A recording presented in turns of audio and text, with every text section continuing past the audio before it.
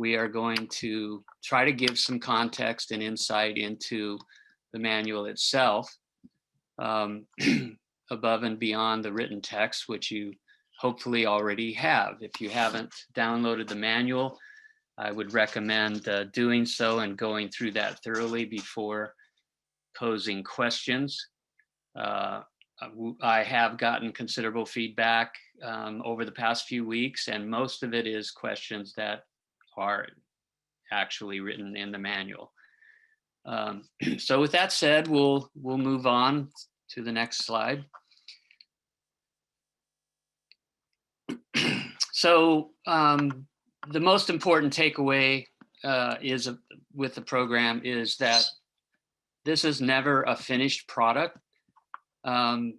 This is sort of the finalization of the program is a process.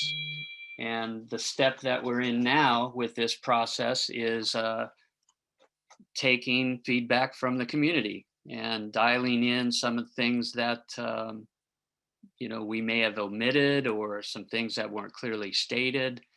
I can say that absolutely, for sure, the community feedback is welcome, because this is your program and it is directed by the MDPC, formerly the JOPC. So the Men's Development Program Committee basically owns this program, and their goal is to provide a program that the majority of the community can benefit from. However, no document is ever perfect. As we go through the quad, there will likely still be changes that will come down the pipe, that's in some form or another. So part of the process is trying to put together a good document to begin with.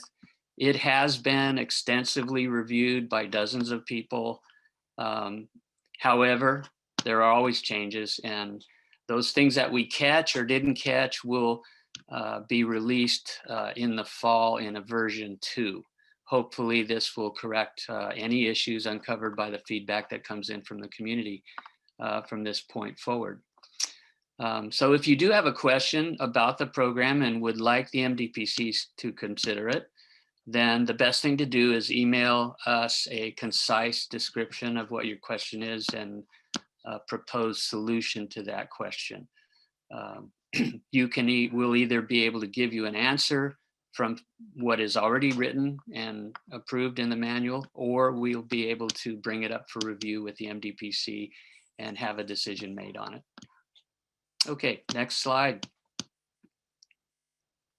So one of the things I wanted to mention as part of this overview is that we have been undergoing for the past year kind of a reorganization of our structure of committees and what those committees are responsible for and what they can do.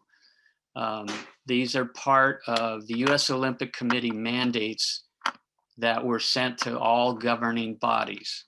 So our structure is currently undergoing some change. Committee structures have been precisely defined and required by the USOC, and we're in the process of compliance. We're in a process of going through that committee structure and making sure we're in compliance with the USOC mandates. For the men's program, it boils down primarily to the MDPC, the Men's Development Program Committee, which is responsible for the junior competition program, and the Men's Program Committee, which is responsible for our elite programs. As far as those are the bodies that can have decision-making abilities with full transparency and broader constituencies. So those committees are currently being reorganized to include athlete representation, to include representation from different segments of the community as a voting body. So that is to ensure that there is full transparency and that there is full coverage of the community at our committee level. Okay, let's move on to the next slide. So the good part about the process of development is the MDPC was basically already doing this. Going back to 2019, we changed how we developed this process of producing a manual during each quad. Prior to 2019, over the past couple quads, we had a series of committees that handled different areas of the rules, and they would make the decisions and forward those on to the MDPC. And the MDPC, which is composed of your elected representatives, all the regional chairmen, coaches, representatives, and also members of the judging community, really didn't see the finalized document until the very end after it was completed, and had a short amount of time to kind of go through it, absorb everything, and then basically approve it.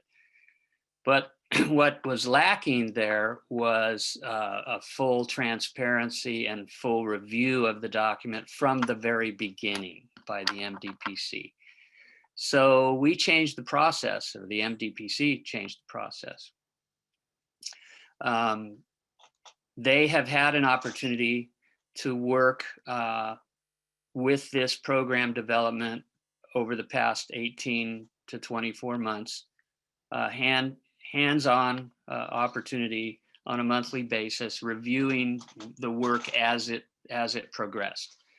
And part of that process was 3 of the regional chairmen were assigned as liaisons for each of the tracks that are presented in this manual, and worked, those liaisons of the MDPC worked hand in hand with the respective committees to develop the content. Our advisory committees, rules committees, they still operate, they still provide review and recommendation, but essentially all of the decision-making is now in the hands of the MDPC. My role and the role of the USAG staff is simply to facilitate the production of the materials and distribute them to the community once they are approved, and to make sure that everything we're doing is in compliance with the USOPC mandates. Okay, we can move on.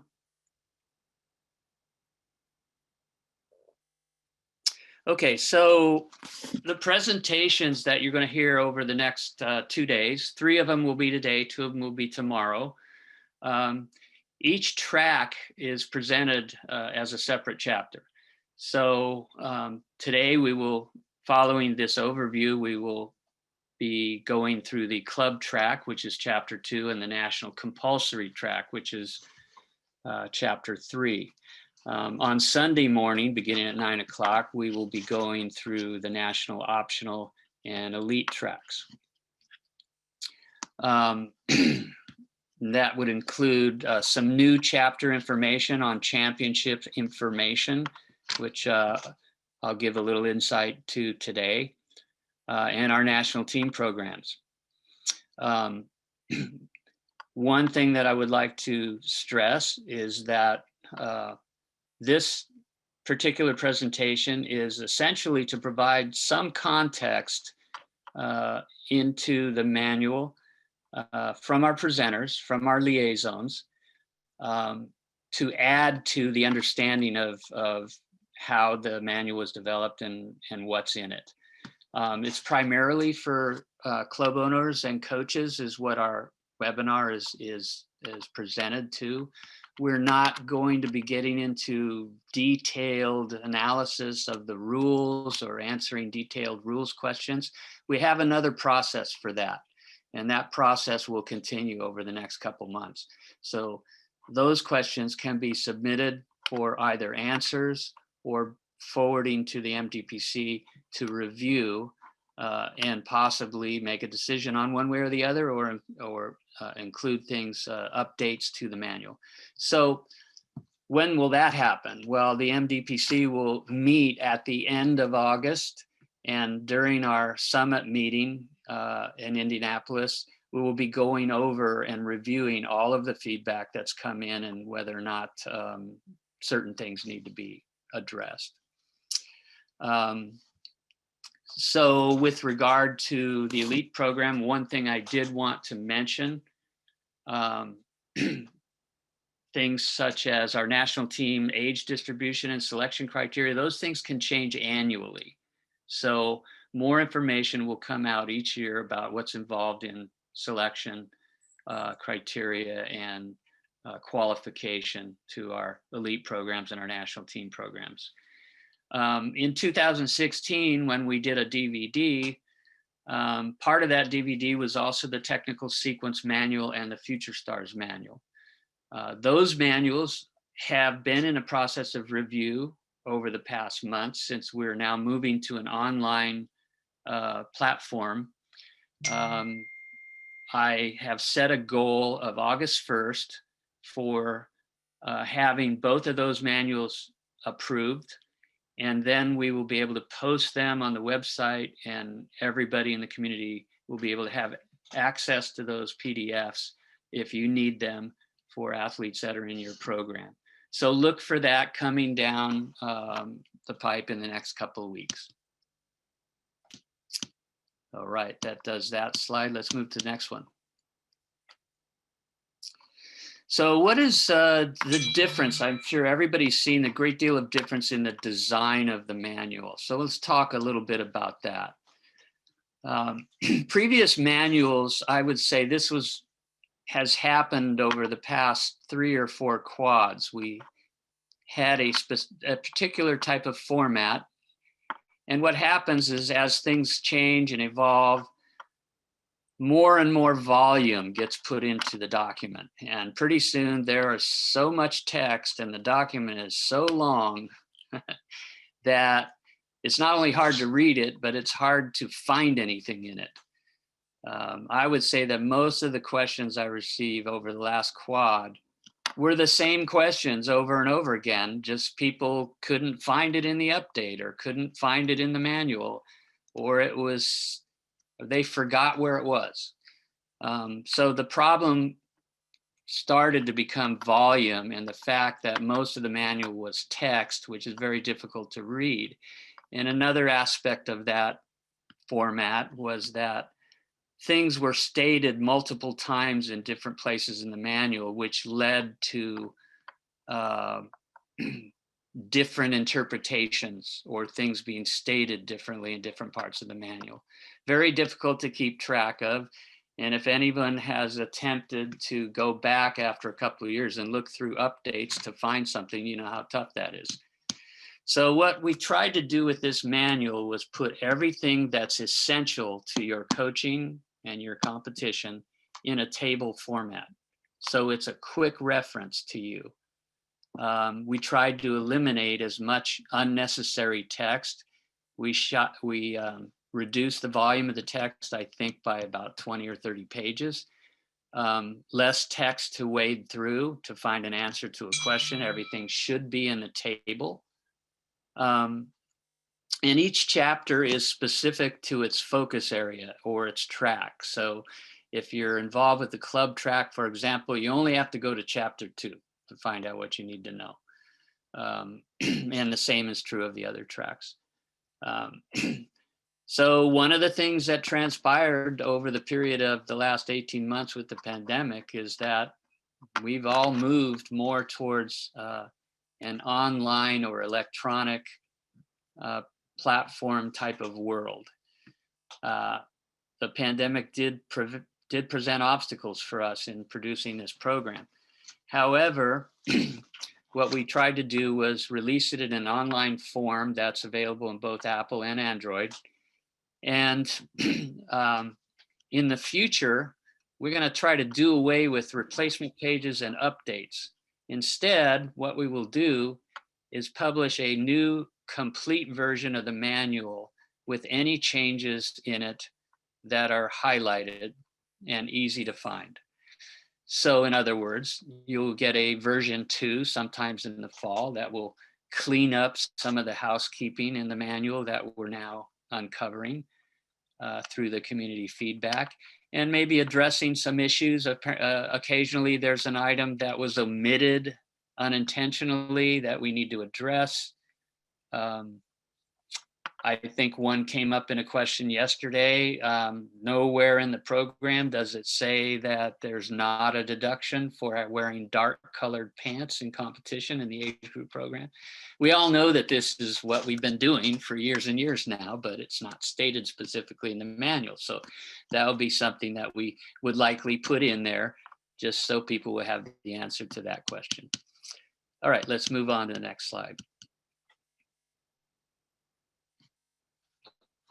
Okay, I know the question will come up regarding videos. Last quad, we spent a considerable amount of time producing compulsory videos, and we did not do that this time. Mostly it was because the COVID situation was presenting a lot of obstacles to us to be able to actually get this done, as well as the delay in getting to a final version of the manual to make sure that we have everything that we need to have. However, I do want to produce the videos, and I have gone through, I believe that I have the raw original files from that video DVD. I think, as you will note, as you will go through the compulsory chapter, the routines are more or less the same as they were during the last quad, with a few minor changes here and there to the actual routine itself, to the curriculum. Therefore, those videos are still very valuable, very good, and I think we can reproduce a platform for you to access that will have those routine videos along with any changes that were made in the program going forward into the 2021 and 2022 season.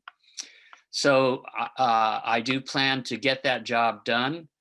As always, text tables in the manual always take precedence. If you have a question, something doesn't look like it's right in the video, that does happen occasionally. But my goal is to at least have that project done and have videos available for you by the early fall, sometime in September, I would hope. Okay, next slide, please. So one of the new chapters in this will be sort of the beginning of an overview. All of this stuff will be covered in a little more detail by our presenters as they present their individual chapter. But I did want to cover like the kind of the overall product design of the manual, at least briefly touch on it. So there is now a chapter in the manual for championship competitions information. The purpose of putting that in there was to make sure that everyone is aware of the opportunities that are available for all of your athletes. And as we grow as a program, we have been cognizant of trying to create more opportunities for championship competitions for athletes to go to. It's always very exciting for an athlete, even at the younger levels who haven't experienced national competition, to have that opportunity. And that's kind of why we compete and why we're in the sport. So one of the new things that will be happening in 2022 is the implementation of an East and West, or Eastern and Western Development Nationals. And this will involve all age groups of the levels 7, 8, and 9. Of course, we don't know what that actual distribution of field will be until we have the allotment data, which normally happens January and February of the current competition season. So it'll be handled very, very much similar to the way qualifications to Development Nationals is handled. There will be an allotment. The competition will include all ages above the minimum age for each level. And those age brackets will be determined by the strength of the field and the allotment, or the number of athletes that we have competing. There'll be a little more detail in this presentation when we get to the championship presentation on how these championships are divided up. But for now, it basically doubles the opportunity that we have for athletes in our program to go to a championship competition.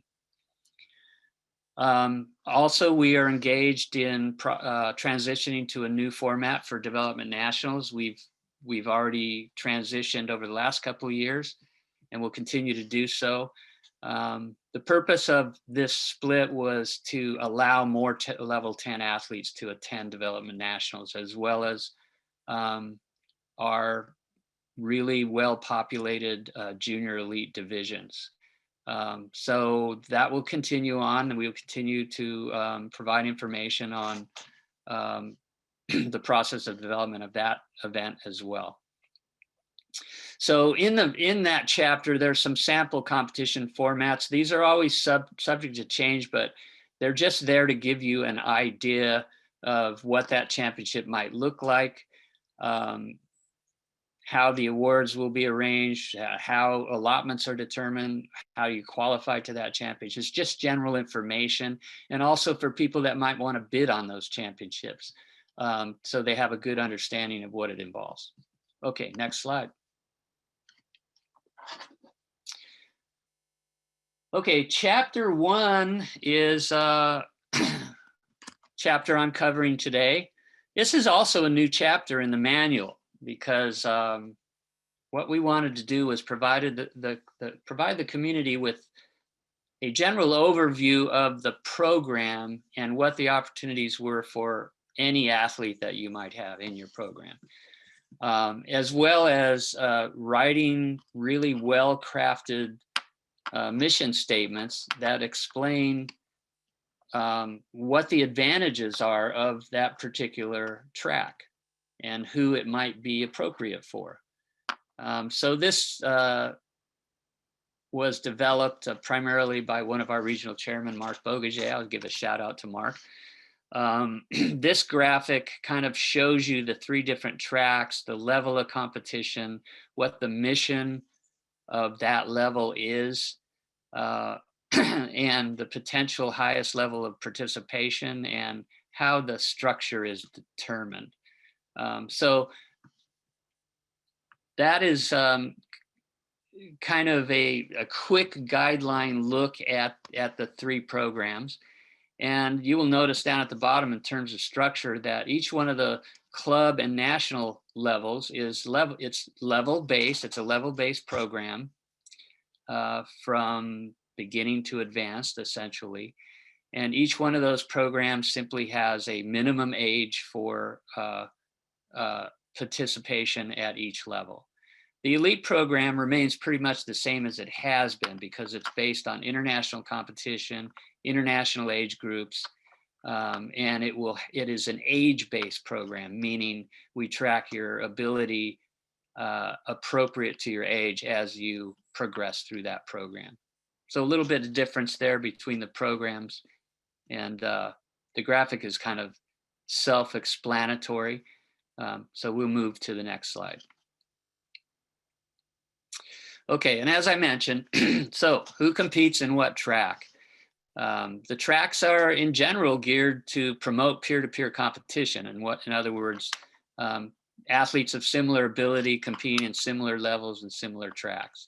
The purpose of this, as it has always been for the last 2 quads, is to be able to provide as much recognition and opportunity for an individual athlete to be successful. There's a really good mission statement. I recommend everybody to read that on what the mission of each track is and how it can help your club grow, and how that 3-track design improves growth by creating more opportunities for athletes to compete.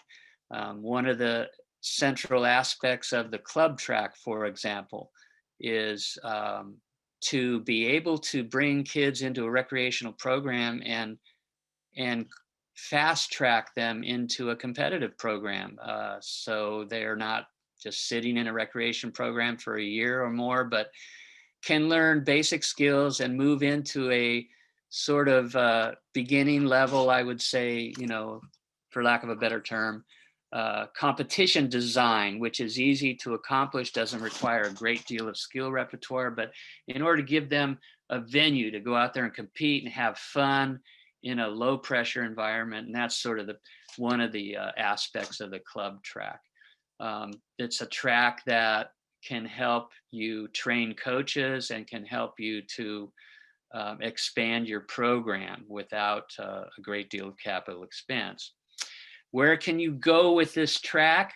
We tried to make the tracks align in a way that you could bridge over between tracks as your athlete improves. You can migrate from the club track to the national track at any point in time, or from the national track to the elite track at any point in time. So in essence, we're giving coaches tools to create an experience for their athlete to be successful in. Next slide.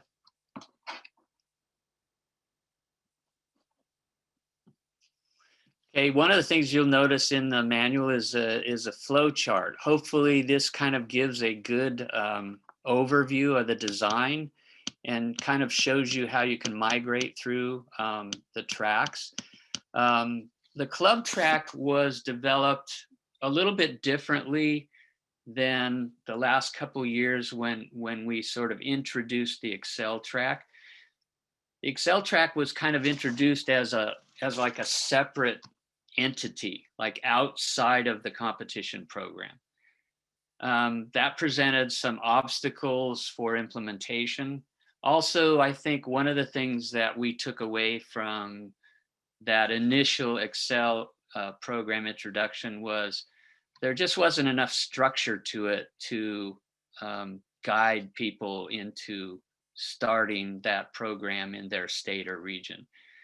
So we took some of the things we learned from that experience and we created what we are now calling the club track, which we want it to appear, we can stay back on the previous slide, Shannon.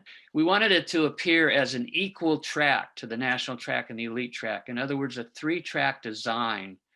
And the club track, the way that it's different from the compulsory track is that in the club track, you don't have designed routines. It's a modified optional format, which some of you might remember from a few quads ago, where you just identify 3 skills that are similar to the skills that are in the compulsory routines. And then you're allowing the athletes to make up their own routines on a simple scoring format that anybody can do. So we feel like offering this type of a structure would make it easier for people to get involved in competition and more attractive. The national track difference between now and we don't have the typical age groups that you're looking for anymore. We simply have a minimum age only at each level for participation. So more on that later.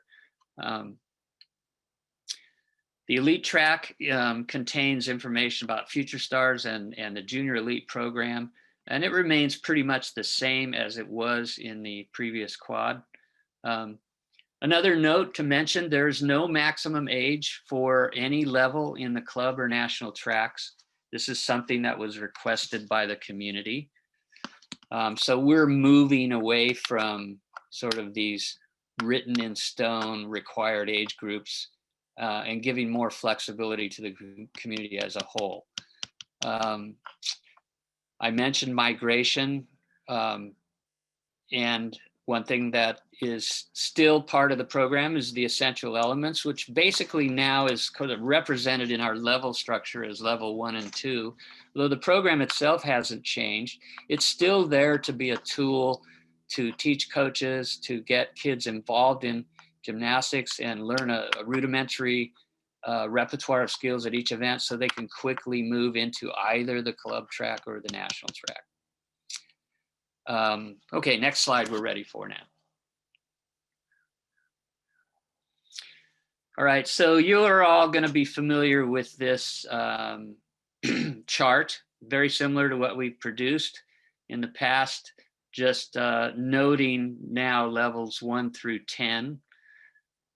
You will note that the levels of the compulsory program are moved down one number in order to fit into this level 1 through 10 system. So what was level 4 is now level 3. What was level 5 is now level 4, and so on. The routines are still basically the same. They're just now being called level 3 instead of level 4, etc. The reason that this change was needed was because, again, as I mentioned with Excel, we had a program called JD.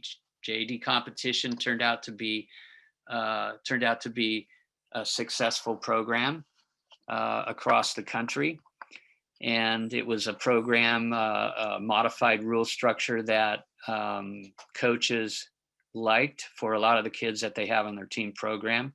And what we needed to do was not treat that program as an outboard program outside of our regular levels, but bring it into our level system. So JD is now level 7, and that's what prompted moving the compulsory levels down one number. So the whole program is now level 1 through 10. Again, minimum age only required for any of the levels.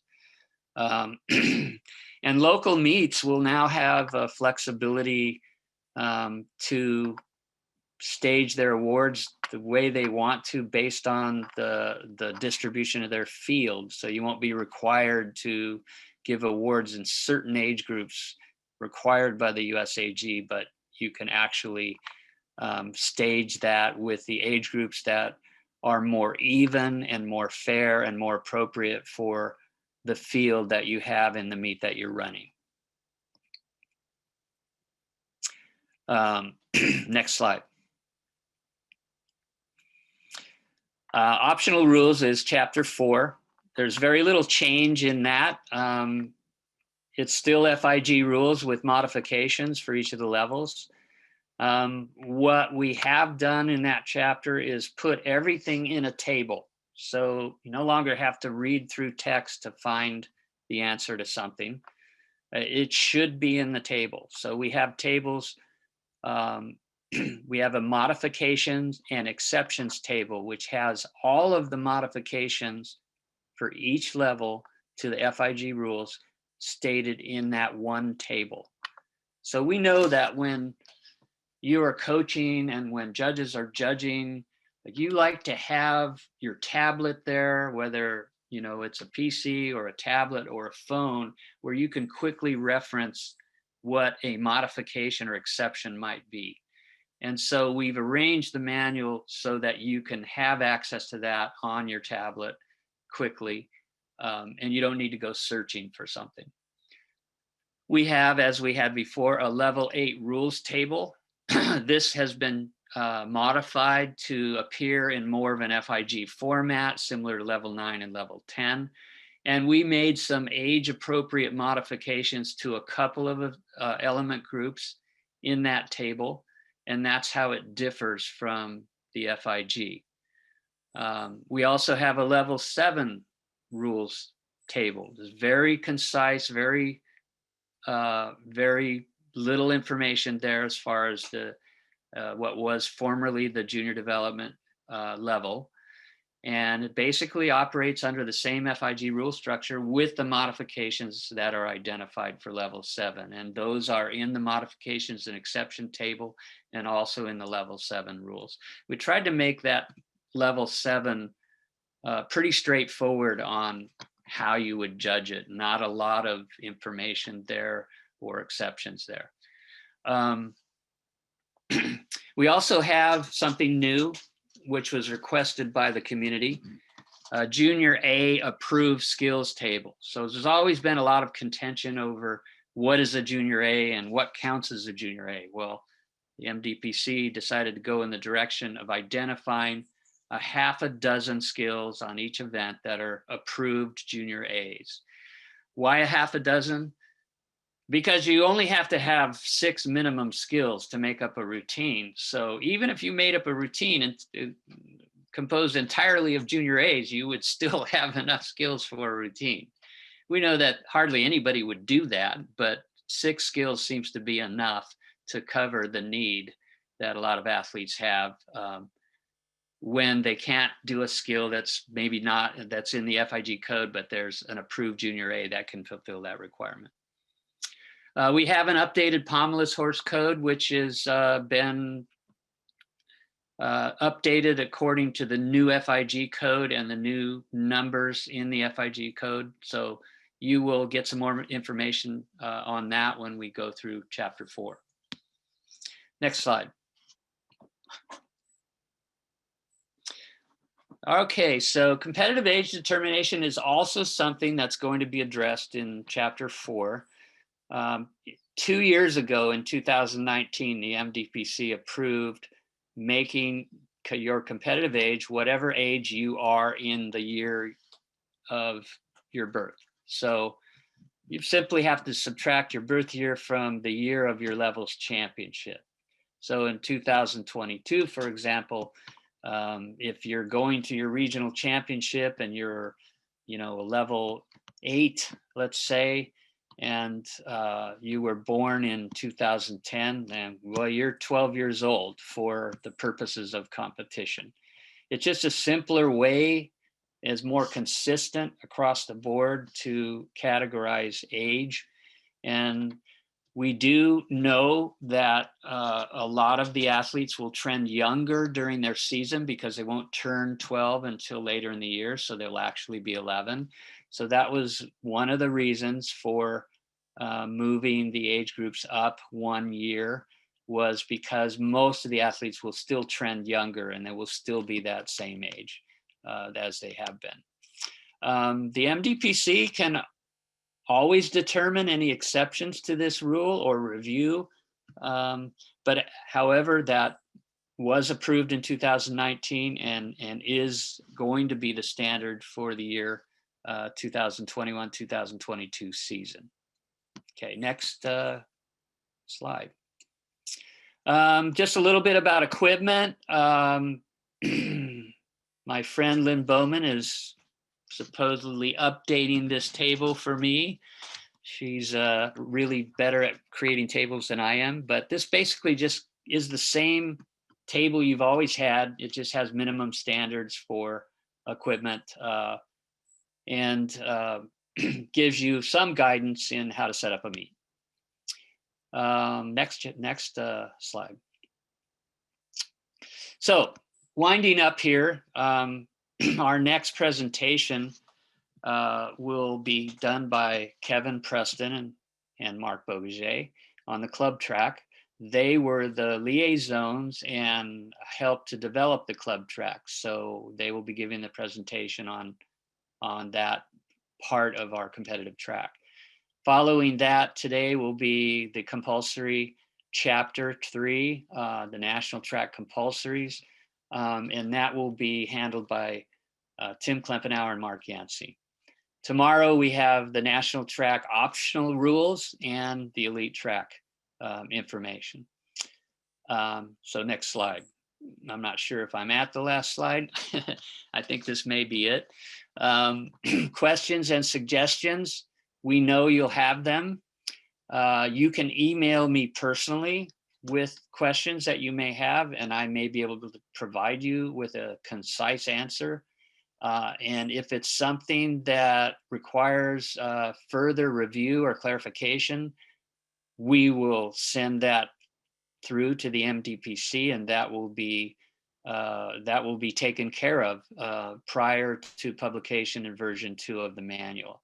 So if you ordered version 1, if you have the manual now, when version 2 comes out, you should be able to just access that manual and replace it with the manual that you have, and it will have any change highlighted in it.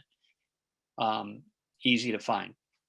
Also, going through the quad and over the next couple quads, we will continue to do it this way, so you never have to like put in replacement pages or search through an update to find an answer to something that'll be right in the manual. Hopefully we will only need to do this once a year, if at all, to continue to do our job of housekeeping with the program. And that will be well prior to the beginning of each competitive season. The MDPC will take up any community issues. So again, if you have an issue, you are more than encouraged to present it through your regional chairman or through me to present to the MDPC for further review. They are your representatives. We are your representatives. Our goal here is to make sure that that the community has full access to our program and that we can provide the type of program that the majority of the community wants. With regard to judging and rules, lastly, I'll just say that there is a process for that. We'll continue to work with the NGJA. We will continue to adjudicate things. We will continue to provide answers and modifications when necessary, or clarify things, interpretations, etc., handled through the NGJA on that basis, and making sure that the entire community is aware of any changes that happen. So with that said, that gives you kind of a basic overview of where we are today. This is a process that has been going on for a couple of years now. We are in a great situation right now. It's a very positive situation with the type of access that we are trying to provide to the community, and trying to be fully transparent with feedback and answering questions in a timely manner. And we'll continue to do that. Hopefully the new online platforms that we're engaging in will continue to get better, and we'll continue to be able to provide more immediate feedback whenever it's necessary. So appreciate you guys listening in to this overview, and we will now move on to Heidi.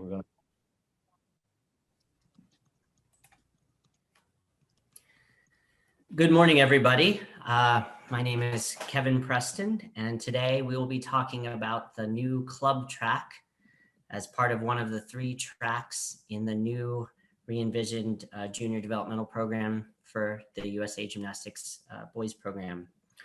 First and foremost, I'd like to talk a little bit about what the program is and what it entails. The club track is new.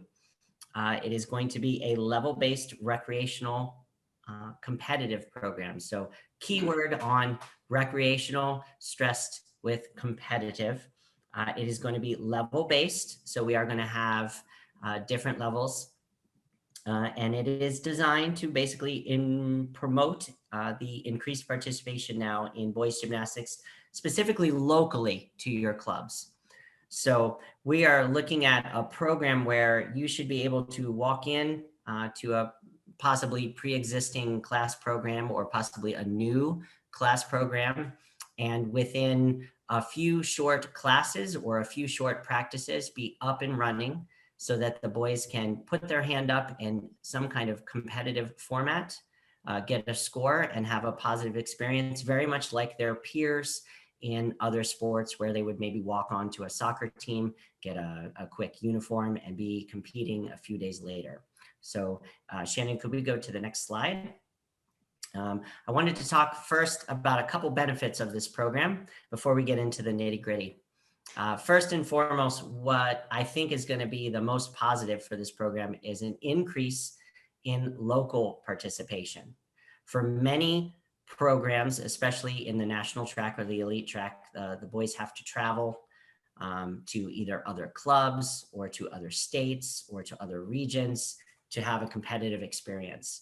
This program is specifically designed so that you could do it in-house. You could do it as part of your class program. You could do it as part of a dual club program back and forth, or all the way up to possibly include in the national track programs, which we'll talk about later. Another benefit is that this program is going to be very cost effective. If you are starting a new boys program, you are going to only need the bare minimum to get going. And in many cases, since there is no mandate that you have to do the all around, you'll be able to use pre-existing equipment in your gym, including girls bars. to get going. Another thing that I'm really excited about is the structure of this program. It is easy enough for anybody to implement in their program, including class instructors, and it serves a dual purpose.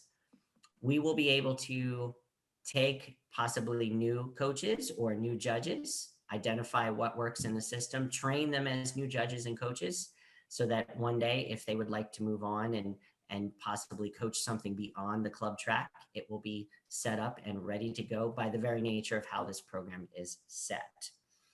Shannon, next slide, please. So with that said, I'd like to talk a little bit about the format of this program.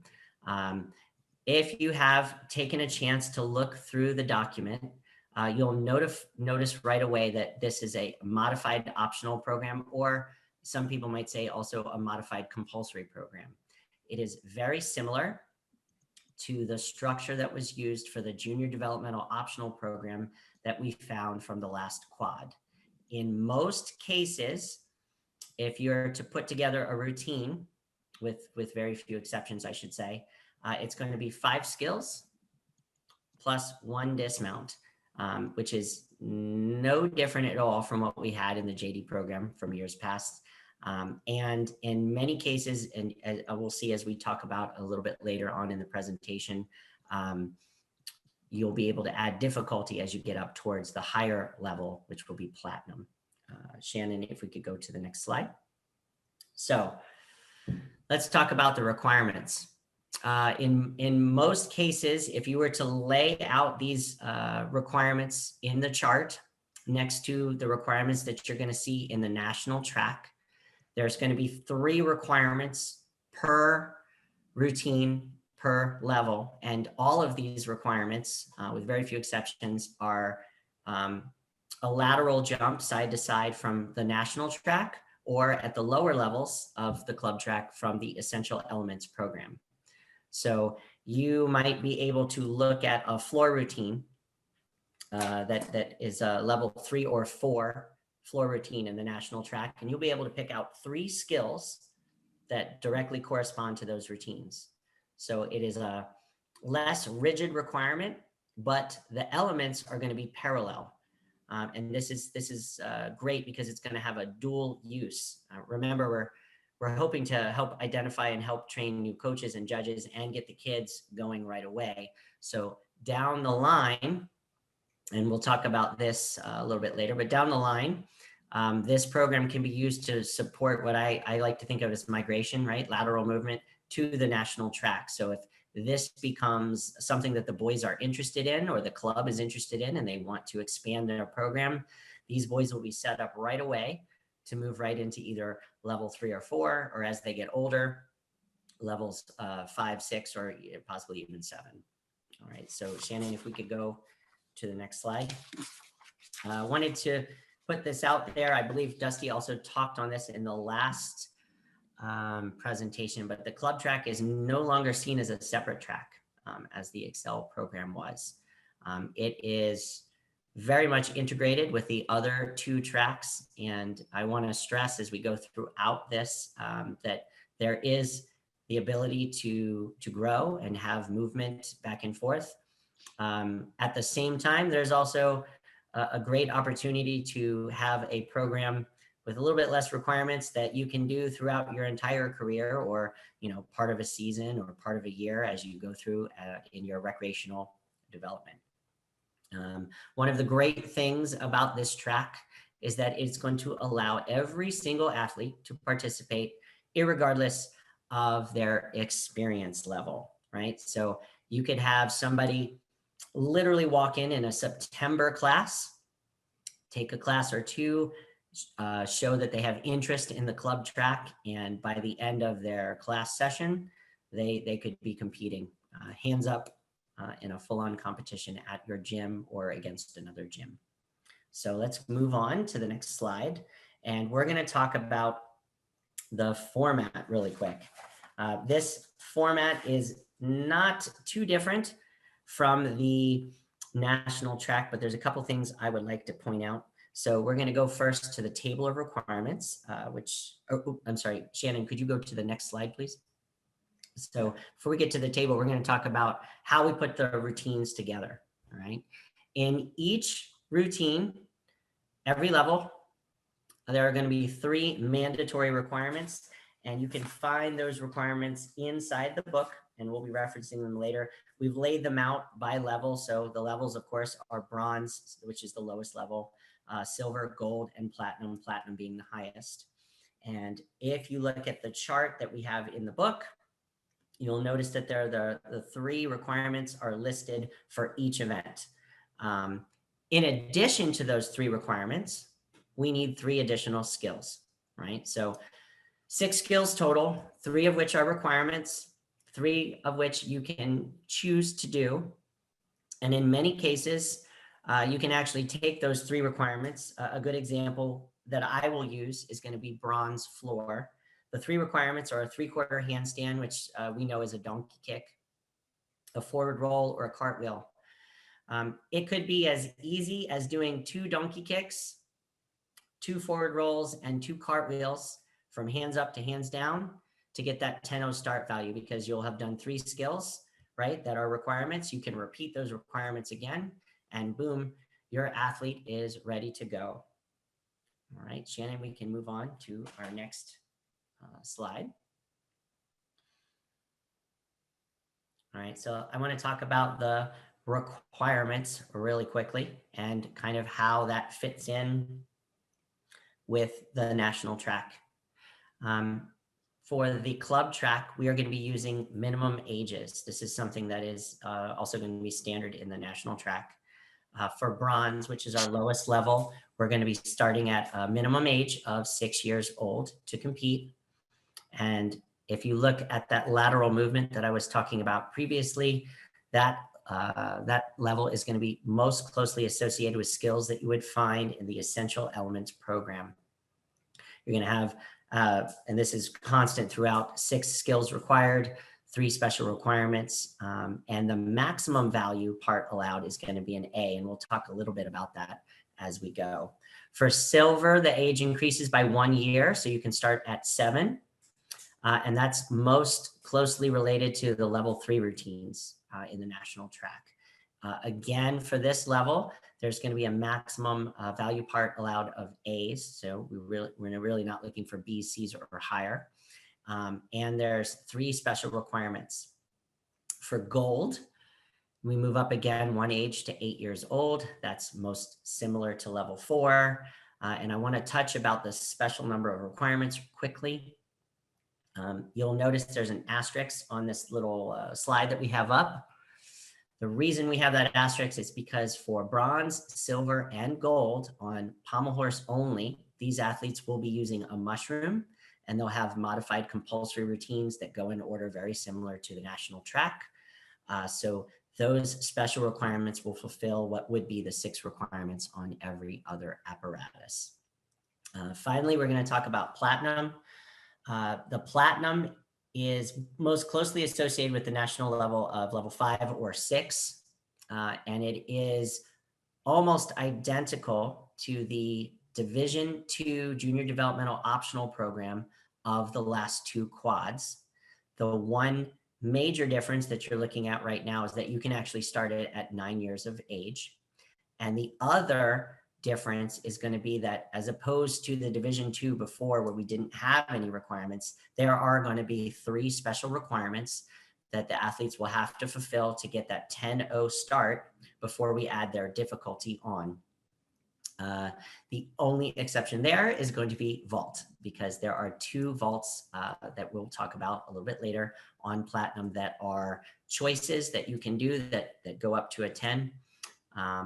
And that's where we cap off. All right, so Shannon, we're going to go to the next slide.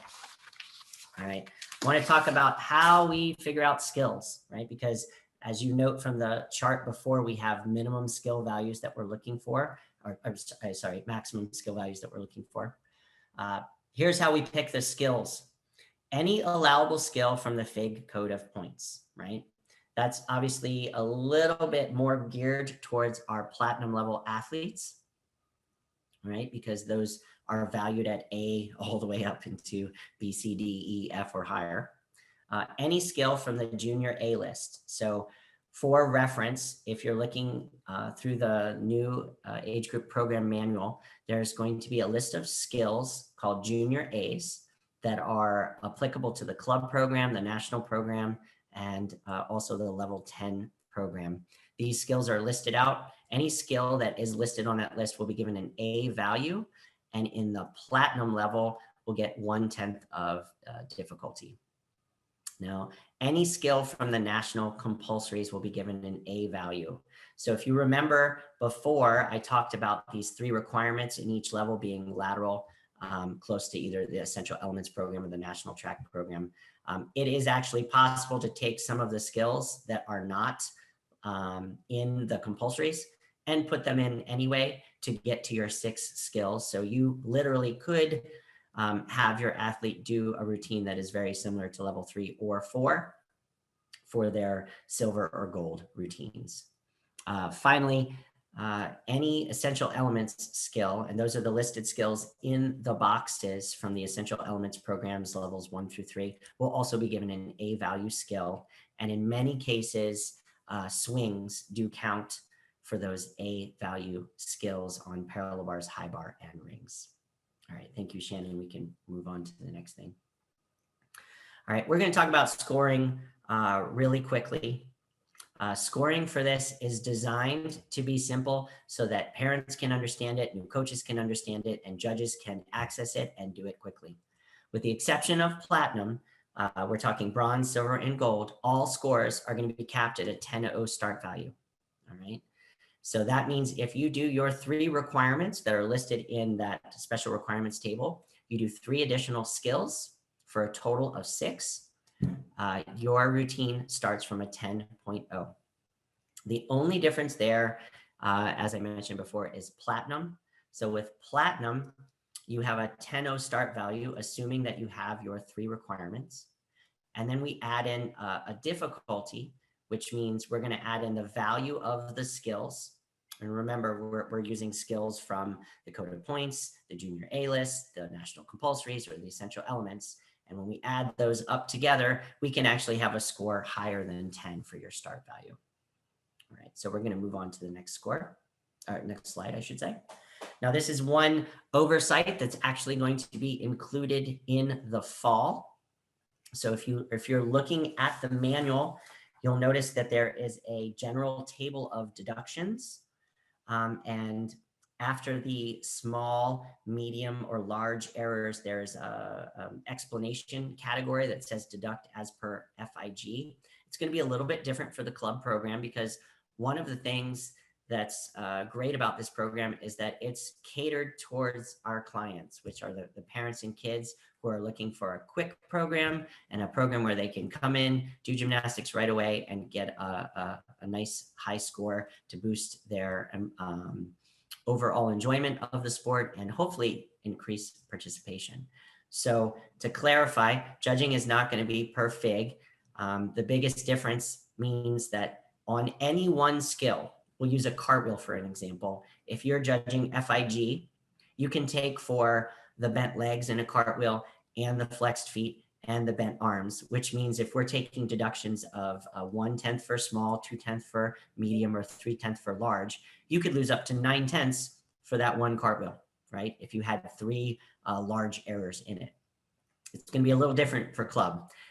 We're not going to take more than 1 deduction per skill. So that gives a little bit of leeway to the judges, but it makes it much easier to train the judges up with how to look for deductions, because they're going to look at that cartwheel and it's basically going to be a situation where it's a thumbs up, thumbs sideways, or thumbs down. Thumbs up being, okay, it's pretty good. I'm not going to take a 1/10 deduction, which is a small, or I might take a 1/10. Or it's okay, thumbs sideways. I'm going to take a medium deduction of 2/10. Or they're going to look at that skill as a whole and say, it needs some improvement. There were some pretty large mechanical errors. We're going to take 3/10. And if you do that all the way throughout, that helps mitigate the scores dropping down into levels that would make it less enjoyable for the athletes. So that is a scoring oversight, and that will be in the update that will be coming reflected in the manual. Thank you, Shannon. We can go to the next slide. So let me talk about the deductions really quickly. As I mentioned before, small, medium, and large are the only quantitative deductions we can take for the actual look of the skill. So small, 1/10. That could be I'm going to keep using cartwheel as an example to make it easy. Just maybe flexed feet, right? But the cartwheel went straight. Medium, 2/10. That means maybe the arms were bent and the cartwheel went a little crooked. And then large would be 3/10. The cartwheel was crooked and it had some pretty severe form issues. Above and beyond, we have 4 other deductions that can be applied to the routine. Missing part. So what that's talking about is we have 6 skills that comprise that 10-0 start value at bronze, silver, gold, and platinum. If they were to do 5 skills in a routine, there will be a deduction of 5/10 from that missing part every time there's a part missing. So if they did 4 skills, they would lose 5/10 twice because they only did 4 skills. Falls in this program are going to be less severe. They're going to be deducted at 5/10. And then the 3 requirements that are required are going to be worth 5/10 each. So that if one of the special requirements is missing, we're going to take 5/10 off. For example, we'll use silver floor.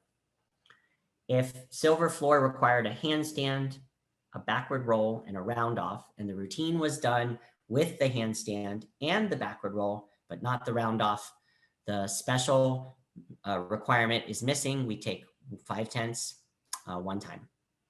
And then the last deduction is probably the biggest change for everything else because it's not really found in the other tracks. It's a skill of disallowed difficulty. In bronze and silver, we are only looking for A value skills. So if a good example would be, we'll use that silver floor. They had a handstand, a backward roll, and a round off. And one of the other skills that they did was a back layout with a full twist, which is a B value skill in the FIG. We would deduct 5/10 because that skill was above the difficulty level that we are looking for. Shannon, we're going to move on to the next slide. Couple things for our new judges and coaches. There is no stick bonus in the club track, right? Again, we're just looking for that 10-0 start value. The minimum score that the judges can give, and this is a reflection of that scoring oversight that I talked about earlier, plus the missing requirements, is that there's only going to be a minimum score of 6.0 for any attempted exercise. So irregardless of missing requirements or short parts or racking up deductions, no score for any athlete that goes out and attempts an exercise is going to be lower than a 6.0. All right. The next one, I think, allows for more fluidity throughout the program, but there are no repetition deductions. So if you have an athlete at the bronze level that perhaps just came out of a class program and he can only do those 3 skills that are the special requirements, he can repeat them again to get a 6. We're not going to take any kind of deduction for doing the same special requirement twice. All right. The next one is that one skill cannot fulfill more than 1 special requirement, right? So it has to be the actual special requirement that's listed in the table in the program manual. All right, Shannon, we're going to go to the next slide. So the next thing that I would like to do for everybody is to kind of walk through a couple examples of the club track so that we can talk about what comprises the routine, what to look for, both as maybe a coach, an athlete, and a judge, and then perhaps how we would score it. So we're going to use an example that was actually sent in by some judges as a question. And we're going to start with bronze, and we're going to use floor. So athlete, we'll call him Frank. Frank gets up, puts his hand up at your local competition and does a cartwheel with a quarter turn. a backward roll, a scale, a forward roll, and then finishes off with a round off, right? So let's move on to the next slide. All right, so let's break that routine down really quickly. That routine had 5 parts, right? The 5 parts being the cartwheel with the quarter turn, the backward roll, the scale, the forward roll, and the round off. So the next thing we do is look over at the requirements. So the requirements for bronze state that we need a 3/4 handstand, a forward roll, and a cartwheel. So if we go back and look at that routine, we were missing the 3/4 handstand because it was not included in the routine. So what we're going to do is take a look at the chart. The chart says, okay, we're missing a special requirement. We're going to take off 5/10. We also only had 5 parts. So we're going to take off another 5/10. And that athlete is going to start from a 9.0. So any team kid that you have there, or a trained club track volunteer or judge, will quickly be able to look at this routine and say, all right, missing a part, missing a requirement, 5 and 5, start from a 9, take off the deductions, and boom, Frank has his score. All right, so we're going to move on from there. Thank you. Next up, we're going to use one of the routines that actually uses difficulty. So we're going to go up to the platinum level on floor. And we're going to do, we'll say Frank is competing again. He's gotten a little bit better since the last time we've seen him. Frank starts off with a front tuck, front salto tucked, does a kick handstand half pirouette to a backward roll, and then finishes his routine with a round off back handspring layout salto. Now remember, at platinum, we are allowed to have skills higher than an A, so everything is fine there. But we're going to skip to the next slide. All right, so looking at that routine had all 6 parts. So that's good. We're not going to have to take anything off for the 5/10 for a missing part. Then we're going to count out the difficulty, right? This is very easy to do. The front salto tuck is going to be, let's see, an A value skill for 1/10, handstand half pirouette, 1/10, backward roll, 1/10, round off, 1/10, back handspring, 1/10, and the layout salto is actually a FIG skill worth a B, so it's going to be 2/10. So that's going to be 7/10 in difficulty plus 6 parts, which normally would be a 10-0. But then we're going to look at over at the requirements really quickly, and we're going to notice that in that routine, there was only a handstand half pirouette, not a full pirouette, which is a requirement. So we're going to take off 5/10 for that missing requirement, which means we now start from a 9.5. We add the 7/10 of difficulty, and Frank now has a 10.2 start value. All right, very easy to do. And as you move up, maybe in the world as a judge going into the national track, it's going to be very similar. The only difference at that point means you're judging FIG. So instead of taking 1 deduction per whatever Frank's doing, you're going to be able to take multiple deductions. All right, thank you. We're going to go to the next slide, move through. This is the part of the presentation that I wanted to spend a little bit of time on, because with this being a new program, I was thinking that a lot of the questions were going to be how to incorporate this program into your program, because not only is this program for maybe programs that don't have a boys program, but it also could be a great way to enhance your boys program if you have it, or add that recreational competitive idea so that boys that are maybe just taking classes have something of a culminating event maybe for their classes, so that they get that same experience that the national track guys get in a quicker amount of time. All right, so I'm thinking about 3 things. Could we do seasons? Could we do sessions? What are the parallels to the national track? So let's move to the next slide. Here's my first thought. In discussing with other people on the committee for this program, we talked about making your own seasons to go with this club track. Typically, our athletes that come to gymnastics, especially the ones that aren't in the national or elite track, are torn back and forth, because when they're going into their gymnastics classes, their buddies at school are also doing a sport. However, the sport that their buddies are doing is usually tied to either a fall season, a winter season, or a spring season. So with the club track, one thought is you can make your own seasons up and you can tie those in to what your athletes' friends are doing in other things. So one idea for a fall session, I should say, would be your classes that run from September, October, and November, right? Some clubs do 12-week sessions, some do 8, some do month to month. So obviously you could modify it.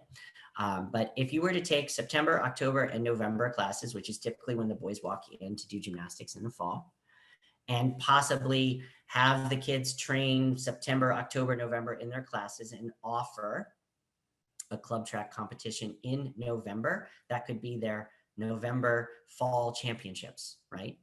You could also break that down even further, perhaps 4 classes in September, followed by a little invitational, right? So if you have a boys' 2nd and 3rd grade class with 8 kids in it, and they are doing their classes in September, maybe at the end of the month on a Saturday, your club could quickly host a little competition. You could have some team kids come in, or some identified new judges come in. And at the end of their 4 classes, they have learned 6 skills on a couple events. They put their hands up, they get to compete, right? Alternatively, if you did that once in September, once in October, with a culminating competition in November, you could make a little bit bigger deal out of it. All right, so we're gonna move to the next slide. All right, now in thinking about that idea of a September, October, November fall season, then you have to kind of think about, as a gym owner or a coach, what does that mean for that recreational competitive athlete, right? The season for most athletes is now over, right? So then we have choices because of the way this program is structured. Once our season ends in fall, if your athlete is really enjoying what they're doing, they can continue on in classes, and then they can reset and continue in this club track program, right? Doing a December, January, February group of competitions, or culminating competition in February, which would parallel things like indoor basketball or football in the winter, etc., so that your athlete has that idea of a season and he's like, I'm doing the same thing my buddies are doing, etc. Additionally, if those athletes were to do that fall season that we were talking about, September, October, November, and you as a program go, hey, we've got a lot of athletes now in this club program, and some of them are looking like they want more than a class a week or 2 classes a week. Because of the way that the special requirements are laid out, your athlete maybe has 3 or 4 skills already of the level 3 or 4 routines. So you could hold a tryout at the end of November, and they could actually move laterally into the national track as a level 3 or 4 athlete. Next slide. All right, so I'm going to talk over this slide because I just explained it a little bit. There's another thought there too. Because our young boys like to do different sports, let's say they did your fall season and they enjoyed it, but they want to move on and do another sport. This club track program is now designed so that they could probably do fall gymnastics. They could go away 3 months and do indoor basketball. And then let's say they want a spring season. If you're doing things in seasons, September, October, November, December, January, February, March, April, May, they could come back for a spring season, right? And then the third option that I'd like to talk about is the idea of having these club track kids do seasonal events all year. So they theoretically could come into your program, love it in September, take maybe like 1 class or twice a week, do their competition in November, love it again in the winter. Maybe they want to stay instead of going to basketball. And then same thing for a spring season. So you could actually have these kids competing season to season. You could have kids coming into the track, going out into another sport, coming back in. And in general, because of the way this is laid out, they have that ability to move back and forth between the national track, but they also have the ability to just continue, maybe bring their buddies in for the next season, right? Maybe go, okay, I did really well at the bronze level. I'm going to try the silver level next time. And that mobility could also transfer into your class program. So let's say maybe your boys are taking a beginner class and they end up competing club, right, for that bronze level. Maybe down the line, if they want to do silver, they could do an advanced class, which could be a little bit longer. Or you, as an owner, could then offer boys classes more than once a week, and then they could enroll twice a week, etc. Getting that idea that they're on a team. And I think that's one way to do it. So we're going to move to the next slide. All right. I'm sorry, again, to the next slide. Thank you very much. All right.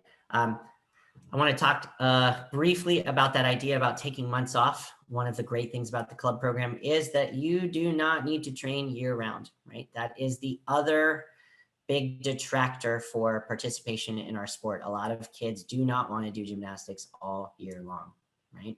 Parents want to go on vacations in the summer. Parents want to do stuff in the fall, right? So we are catering to those parents by having the ability for this idea of hands up after a couple classes available to everybody. And the requirements are easy enough at each level that there is a level for every single athlete to be able to take off a couple of months and come back and still be able to compete. Right. So we're going to go to the next slide. The next slide. I wanted to talk a little bit about ideas for how that could work, because there was another thing that came up in my mind as we were going. One of the other things that I think is going to be a benefit to this club program is that there are many boys that do the national track, love the national track, and as they get older, as they go into junior high or high school, decide that although they love gymnastics, they can no longer stay in gymnastics because of the hours needed to train, right? By adding this platinum program that we have, there could also be lateral mobility from the national track into the club track. For example, you might have an athlete that's level 6 or 7, and he could be 13, 14, 15 years old, starting high school, and he has decided that he wants to do chorus and an after-school book club activity, but he still wants to do gymnastics.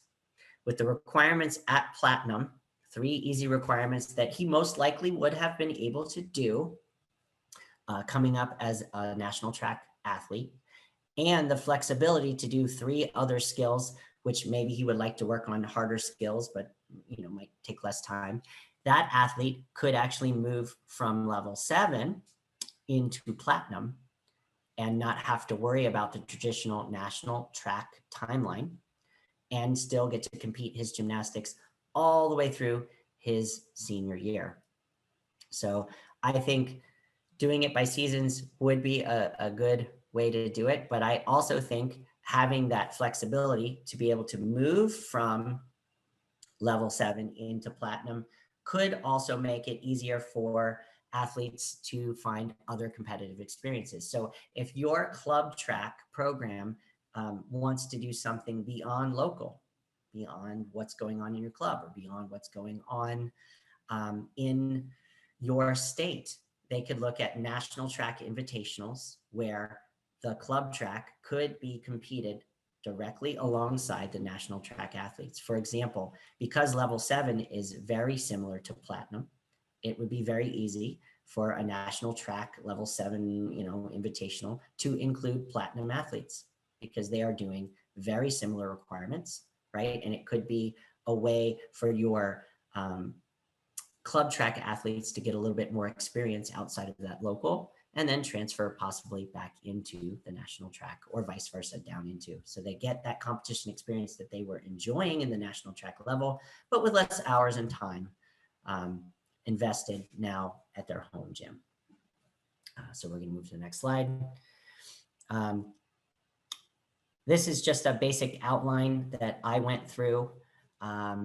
If I were to host a national track competition and include the club track, level 7 would include the Platinum athletes. Oh, could we go back for one moment? Shannon? To the very last slide, if possible.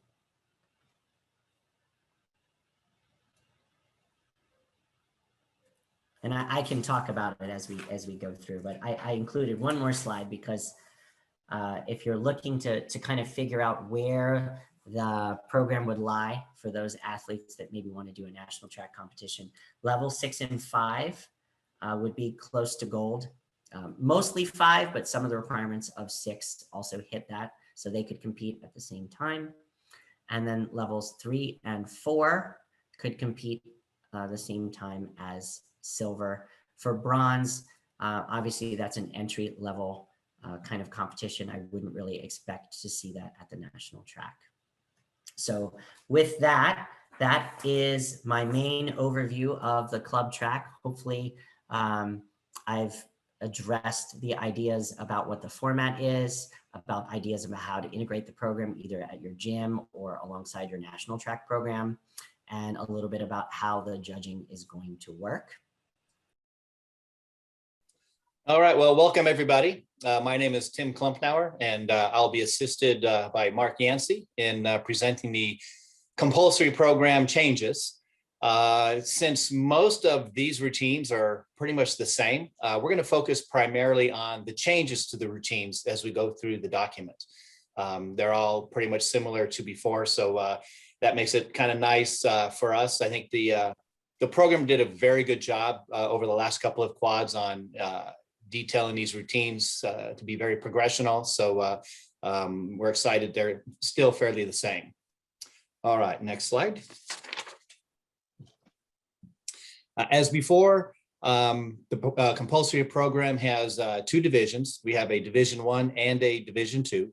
The nice thing about this, as it worked out in the past, was it gives the coach the ability to decide based on the experience of his athlete, which division of competition is most appropriate for that athlete. We'll talk a little bit more about some of the differences in a couple of different slides. I'd also like to mention too, as we go through this, the PowerPoints, the precedence of everything is the manual. So, if there's a difference in the PowerPoint we're doing here, always refer to the manual. That always takes precedence. All right, next slide. All right, we're gonna, as much as I can, I'm gonna try to remember to go with the new levels. Having been around with the old levels, I might slip back, but anyways, as Dusty mentioned earlier, with the success of the JD program in the last quad, we felt that we really wanted to bring that within the structure of the other levels. Unfortunately, there wasn't an empty number available except maybe 11. And it obviously fell, at the beginning of the optional program, which is 7. So we needed to shift all of the other levels down 1. So again, as Dusty mentioned, what used to be level 4 is now level 3, and so on. Level 8, 9, and 10 are still the same. So that's the need for the shift, and I think that'll be great for the level 7 program now, being a part of the structure from 3 to 10. One of the other changes we made with regard to specified bonus was there were different numbers in the past of how many specified bonuses you could do. So we made those consistent this time around. So from level 3 to level 6, there are 3 specified bonus parts available in each of the routines. So that's an important change from before. And that's primarily for the Division 1 program. Division 2 athletes, and this is important, are not allowed to perform those skills. So this is actually a new thing. It's a deduction of 5/10 each time if a Division 2 athlete performs one of the specified bonus parts. And that's, again, to help with making sure the judges are clear with what routine is being performed in front of them. What we did with the specified bonus parts was, for level 3, we added 1. So that sometimes changed the routine a little bit. And then for level 6, quite often we just took what used to be one of the specified bonus parts and just made that a regular part of the actual routine itself. And again, that helped us to try to keep the routines fairly similar with minimal changes from one level to the next. One of the other changes with regard to stick bonus is there's no stick bonus on vault. It's the same for all the other events, but there's no stick bonus on vault. All right, let's go ahead and go to the next slide. This is a chart from page 21. It's also part of the master chart that Dusty showed earlier. And in this one here, again, you can kind of see that, the levels.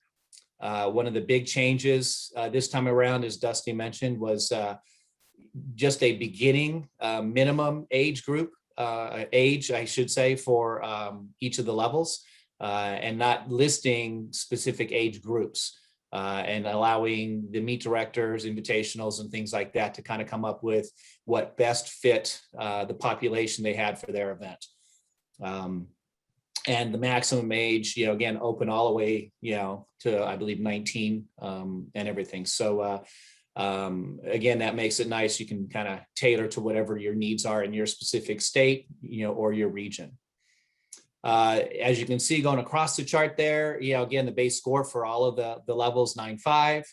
You've got the same, identified virtuosity of 3/10. Your stick bonus for Division 2, that brings it to your max score of 10.0. And then for the Division 1 athletes with 3 potential specified bonus parts, again, their max score is now 11.5. And again, that's consistent for all of the compulsory levels. Next slide. And again, as we start to go through the compulsory routines, the different events, again, I want to highlight that we'll be primarily noting the changes and also maybe some important parts or points in the routine from the previous squad. And again, an important thing as you read the routine, don't just read, the actual skill description, but also, look at the performance criteria as well as the notes and deductions, because that will help you to understand what are we looking for, how does it need to be performed, that kind of thing. So with that, I will turn it over with next slide to Mark Yancey, who's going to cover floor exercise. Take it away, Mark. Thanks, Tim. Well, it's good to have all of you with us. What a great turnout. We've got a lot of participants. On floor, go back a slide, Shannon. Back up, Shannon. There we go. As before, we want to stress that exercises should consist of continuous rhythm throughout, unless otherwise noted by a hold that's specifically mentioned. There's now a deduction for pausing too long that we will enforce, and that's a pause of 2 seconds or more. Where it's not called for is a 10th deduction each time. So please try to work your athletes to be fluid and move through without unnecessary stops. I would only add this, that sort of one of the mottos is that slow motion is not elegance. Okay, those don't equate. We want to move through the routine. We don't want to rush, but it needs to be constant.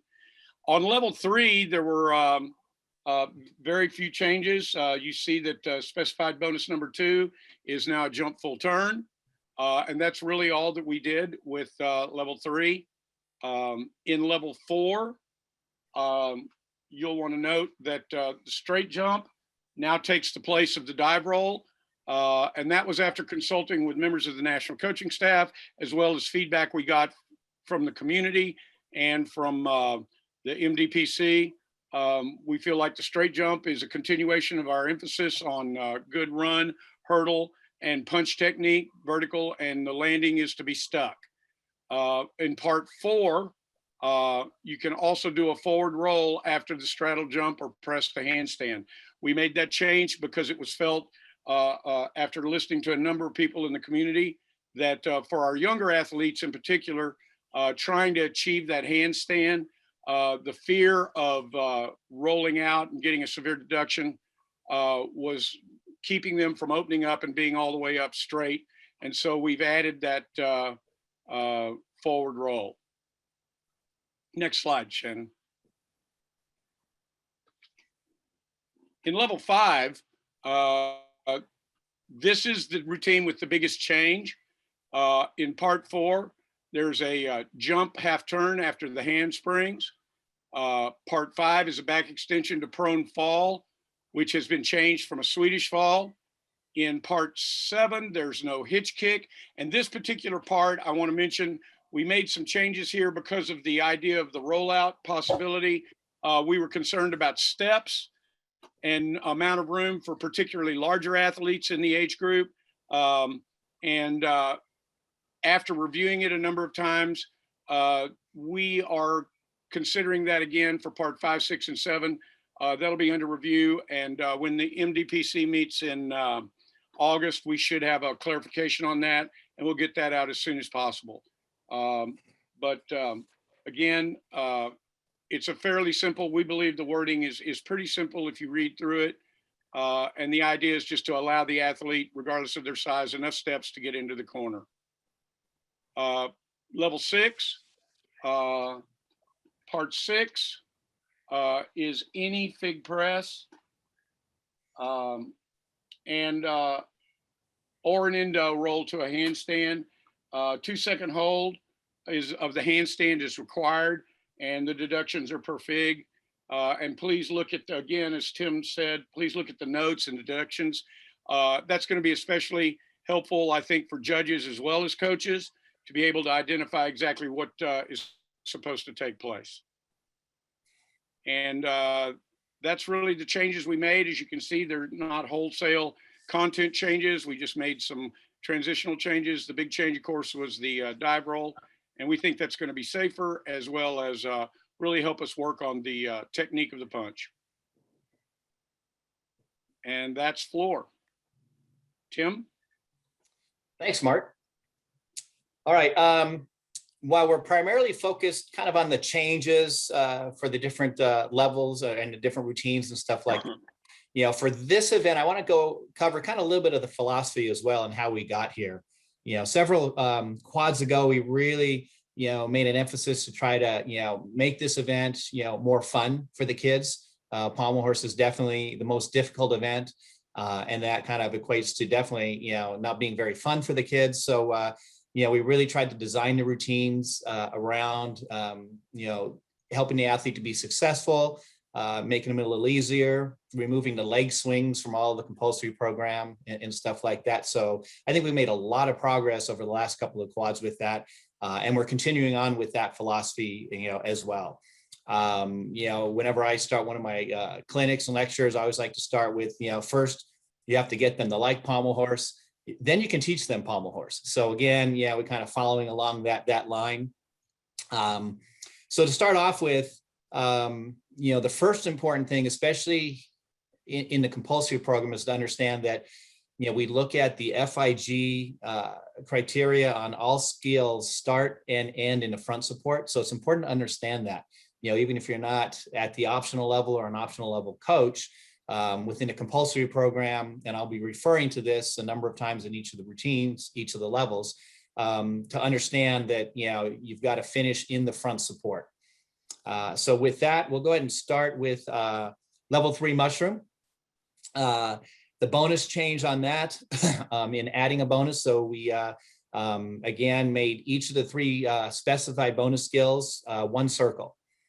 So what that ended up doing was actually reducing the total number of circles from 5 to 4, but it allows us to keep the specified bonus consistent. Each one is just one circle and everything. And so I think that'll, you know, help that routine to flow nice and easy, you know, not only for the gymnast, but also for the judges in understanding what's going on there.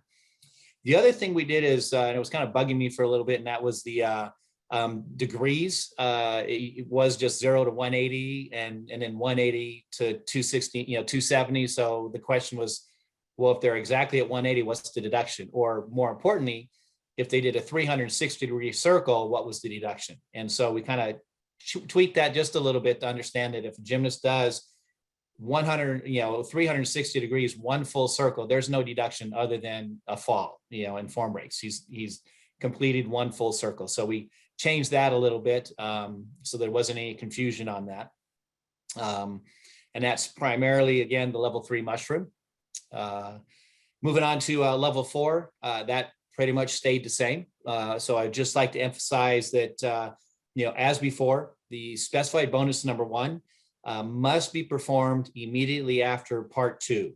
and before any of the other specified bonus parts 2 or 3. And basically you're doing a couple of circles there. And if you want the specified bonus of 2 additional circles, you got to do that right away. So basically 4 circles in a row before you start your bonus. You can't do 2 circles, do, the spindle or the flares, and then do a couple more circles. It's got to happen right there at the beginning. And then the other thing would be, again, to remember that after, either one of the specified bonus parts, there is 1 full circle before the dismount. So again, remember FIG, it may seem like you've kind of done a circle, but you have to finish that if it's a spindle or flare back to front support, 1 full circle going into the dismount. So again, remember the FIG start and end in front support. Level 5 mushroom, again, that one pretty much stayed the same, which is great. As before, I want to emphasize that there needs to be 1 circle between part 2 and the specified bonus number 1. And again, that's where the check hair, a lot of times, it kind of seems like it finishes in the front, in the rear support position out in front. But based on FIG, you have to continue that extra half a circle to get back to a front support before you do your full circle. Quite often at a competition, I'll notice a gymnast that, does the check hair and then goes right into the specified bonus number 1, the direct stock lié. So again, make sure, you have the gymnast counting correctly. I usually at the end of the check hair mentally myself, I'll just say 0.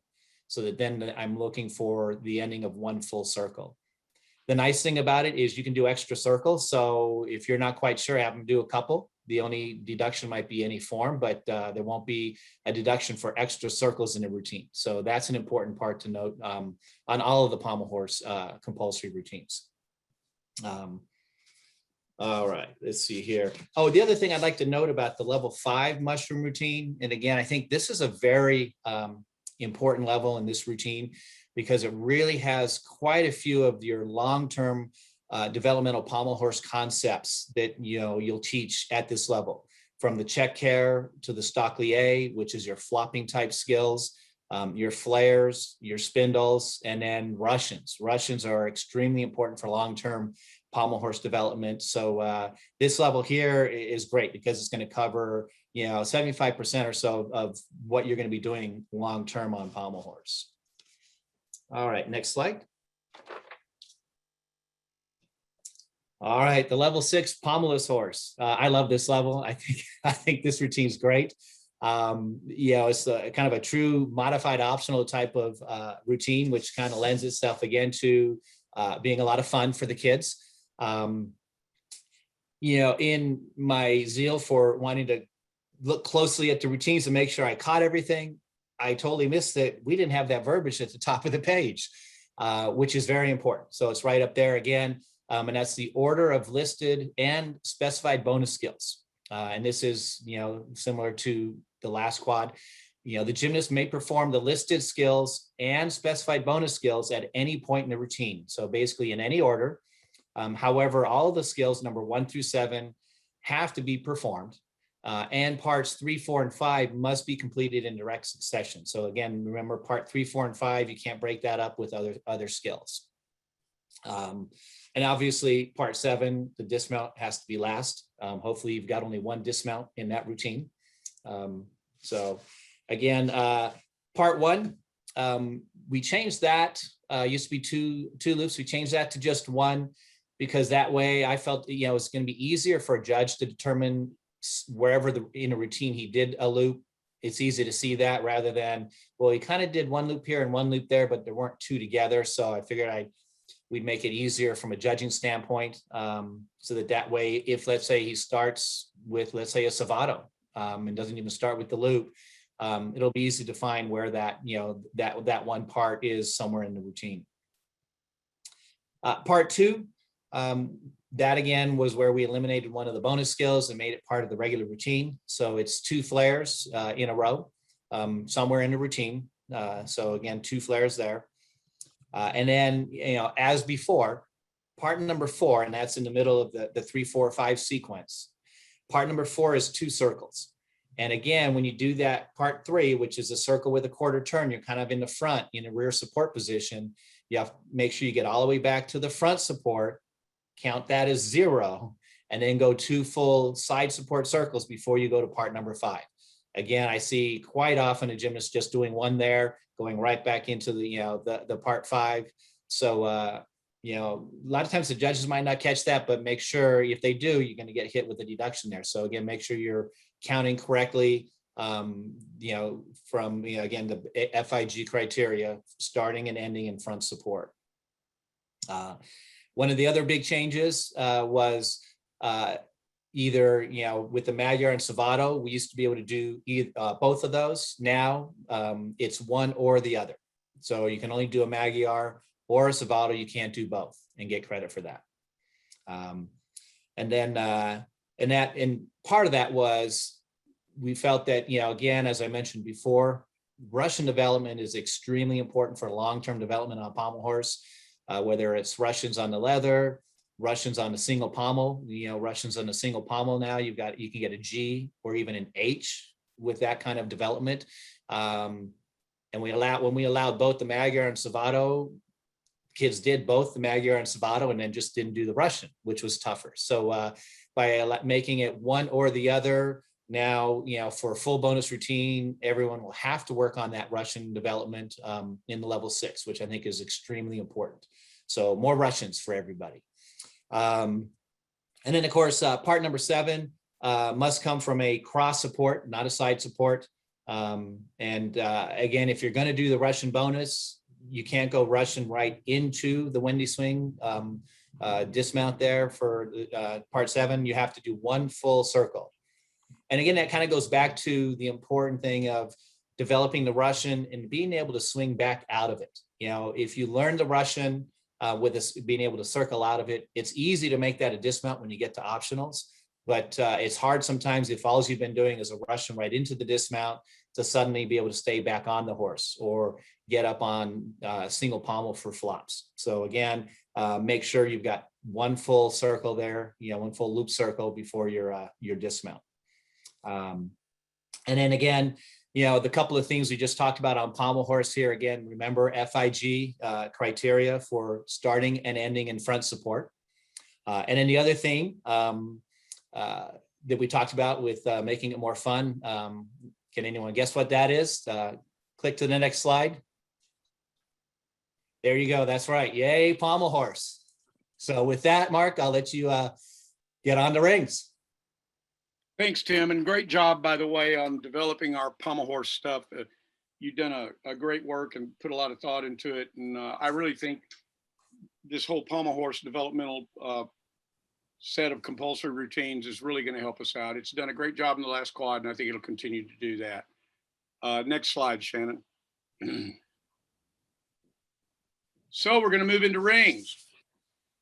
Once again, as we added a specified bonus so that we could have 3 parts in all of the routines. At level 3, from the German hang, they now pull up to a piked body, which is the beginning of a little bit of strength work, abs and arm strength, and then lower back down. So that's the real addition, which is specified bonus number 3. Again, German hang, pull up to piked body support, and then lower back down. In level 4, after specified bonus number 2, you're going to lower directly to pike inverted hang. You do not have to go back to straight support. The committee felt like that was sort of superfluous, and in an attempt to just move the routine along and not have quite so many stops and holds.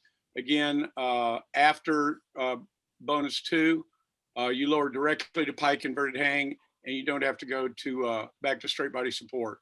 In part 8, the dismount, you'll want to note the new performance criteria, which is to show slight rise in the salto.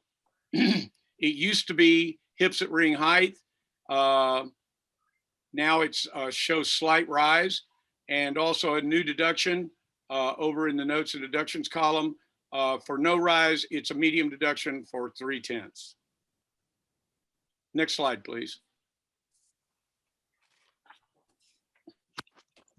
In rings part level 5, in part 1, There is no momentary hold required. That's a slight change. Part 2, we've updated the description and removed pull to pike body.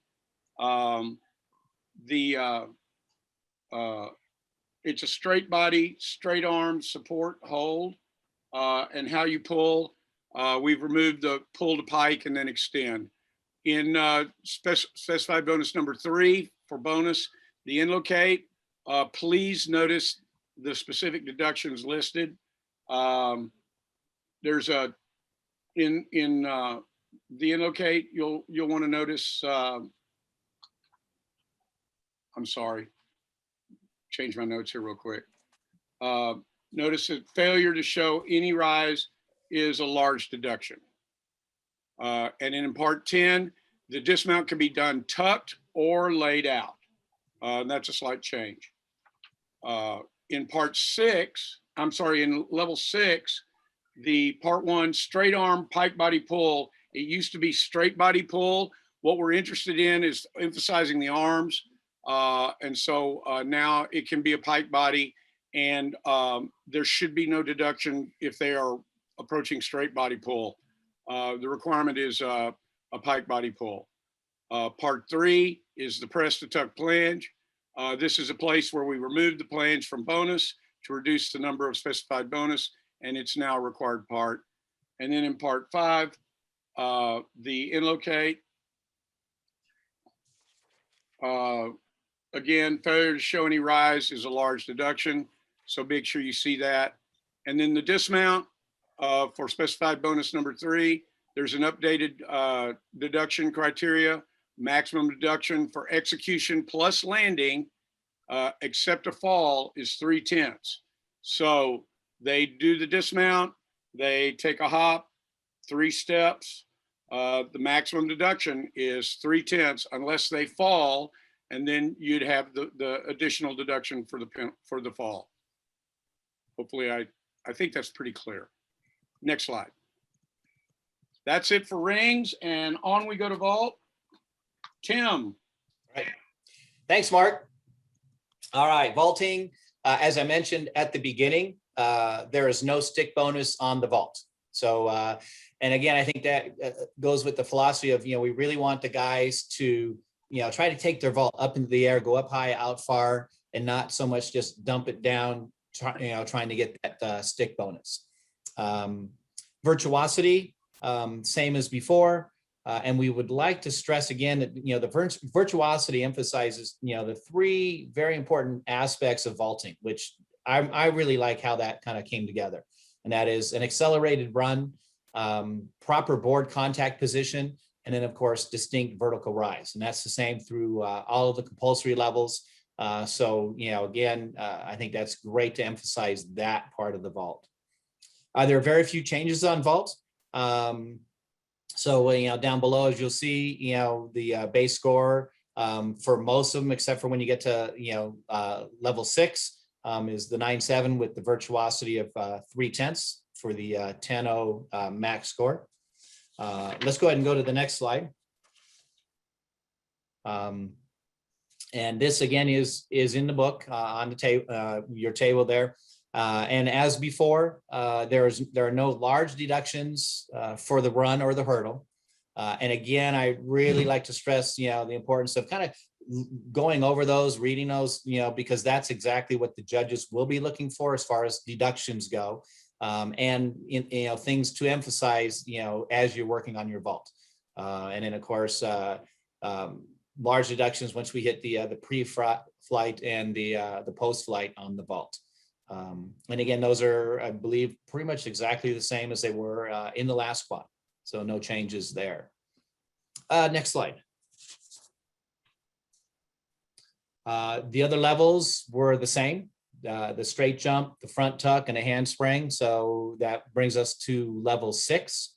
The only change here on this vault is there's no Yamashita half. So it's just primarily the Yamashita or the front handspring. Yamashita has the 9.7 base score. Just a front handspring has a 9.2. So again, that will emphasize the development of the Yamashita, which is a very important vault. It's part of the technical sequences because it's it develops the vault, the blocking action and everything. So again, that's the only real change on the vault. So with that, next slide, and we'll move on to parallel bars. I got the easy one. All right, Mark, take it away on B-bars. Oh, can't hear you. You're muted. Yeah, Tim and I rolled dice for vaulting, and he managed to pull it out. So he got the easy one, and I get P-bars. So hopefully this will be pretty apparent. I think it's been written really well, and I really want to thank everybody for working on the table. I think the format is really great. Again, Tim said it several times. Please be sure you look at the performance criteria, and then especially the notes and deductions.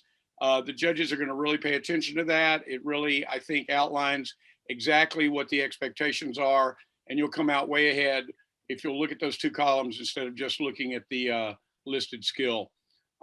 In parallel bars in level 3, the specified bonus number 1 is a press to tuck flange. And again, over in the deductions, it's very clearly set for length of hold and the criteria for degrees 0 to 15 from vertical, etc. And I think pay attention to that as you work your athletes through. And that's all for level 3. The only other change is when we got to level 6, some of the bonus was changed. Virtuosity number 2, the front uprise to horizontal. This, of course, is to follow the FIG requirement for front uprises. And horizontal, Tim and I talked about this, really needs to be defined as shoulders through the hips to the toes. So it's not just toes up above horizontal. It really has to do with the line, established shoulders to toes. In specified bonus number 1 and specified bonus through specified bonus 1C, Peach, 1A and 1B are still a Moy and a Giant. So you get to pick from those. And then specified bonus number 2 is a press handstand. We felt like the Peach as well as the Moy and the Giant are important. In part 7, there's no press required. You can extend forward to a swing backward, so that you don't have to press out of that. And then Virtuosity 3 is a 2-second hold of handstand. It's a slight change. Specified bonus number 4, the pirouette, and only the specified bonus 3 bonus. One thing we want to make clear again, and we think the text, I think, has really helped with this. You must have an extra swing after part 8 before you go into the pirouette. Everybody understand? I hope so. If not, ask questions. We'll try to see if that needs any clarification, but I think it makes it pretty clear. For specified bonus number 3, following number 8, which is a swing forward and backward to momentary handstand, then you do the pirouette. It's not immediately after one swing to handstand. So be sure after 8, they have that extra swing. And that brings us to the granddaddy of them all, high bar. And Tim, we're back to you. All right, thanks, Mark. All right, high bar. Starting off with level 3, we have the same number of swings in that routine, so that stayed the same. Part 2, or the specified bonus number 1, that's after the pullover. If there's a momentary stop over or greater than 2 seconds, that's now a deduction. So the guys don't kind of get up there and they fidget for a little while, you know, and 10 seconds later, they finally move on with the routine. So that's a 1/10 deduction. They need to be able to move on to the next skill before the 2 seconds. Virtuosity number 2, in number 3 or specified bonus 3, the undershoot with the hips at bar height. So that was was added in there. Specified bonus number 2, that's a cast to horizontal. And again, looking at the body line, shoulders to hips and feet, but that needs to be, hips need to be, at that horizontal position with the shoulders. Also, again, the deduction, for no hop is only 5/10. It's not a missing part. It's just considered a compositional error. Providing, of course, they did the 6 swings, then it's just 5/10. So again, quite often you'll have the gymnast who kind of swings back, regrips, kind of opens his fingers a little bit, but never really got off the bar. It's only a 5/10 deduction for not doing an actual hop. The level 4 stayed the same. Level 5, part 8, which is prior to the dismount. It used to be 2 back swings. Now you can do 1 or 2. I think it was felt that quite often a gymnast will come in from the Giants or whatever and undershoot and do that first backswing really nice and high, but then having to do 1 more, drop that swing down quite a bit before he's going to do dismount. So we felt that, if a gymnast could really take that backswing up nice and high, let's let him toss that dismount right from there. So we changed that. So it's 1 or 2 backswings allowed prior to the dismount. Level 6. Part 1, the free hip requirement is now only horizontal. It used to be 45 degrees. So the free hips at horizontal. Virtuosity number 1 got changed, and that is doing a free hip to handstand. That's where that used to be a specified bonus part, but now it's just part of the routine. So again, the free hip requirement is horizontal. Handstand is virtuosity number 1. And with that ends high bar. So we'll go ahead and hit the next and final slide. For the group, any questions? Hopefully we can give you some answers or some clarification to anything. And again, we're reviewing a few things right now, and then we'll get that to the MDPC for their August meeting.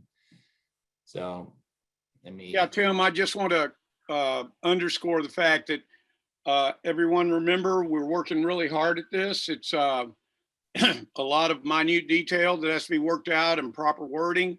I appreciate all of the questions and the comments that you've made, and we'll certainly take that under advisement. This is a process, and we're in the middle of it, which is to present it, listen to the community, get feedback, and continue to vet it, and then turn that over to the MDPC for final approval. So thanks everybody for your comments, and we will get back to you. Dusty, I think our MDPC meeting is in August, and then we should have a clarification document out, a notification very quickly after that. And thank you guys. Yeah, and I'd also like to mention, as Dusty mentioned at the very beginning in his lecture, that as hard as we try, to get this all perfect, we've come to a realization that, it's always a work in progress. The first, couple of quads ago, we thought, okay, we worked real hard, thought, okay, this document's going to be great, and 4 updates later, it's like, okay, that need work. So the next quad, we thought, okay, now we really dialed this one in, and this one's going to be perfect. 3, 4 updates later, we realized, okay, it's always a work in progress. So anyways, Dusty, I think, did a great job on trying to get quite a few people involved in looking things over and, checking out everything. So it's a work in progress. And like you said, again, if you see anything, let us know so we can address that right away and get it into the this next update.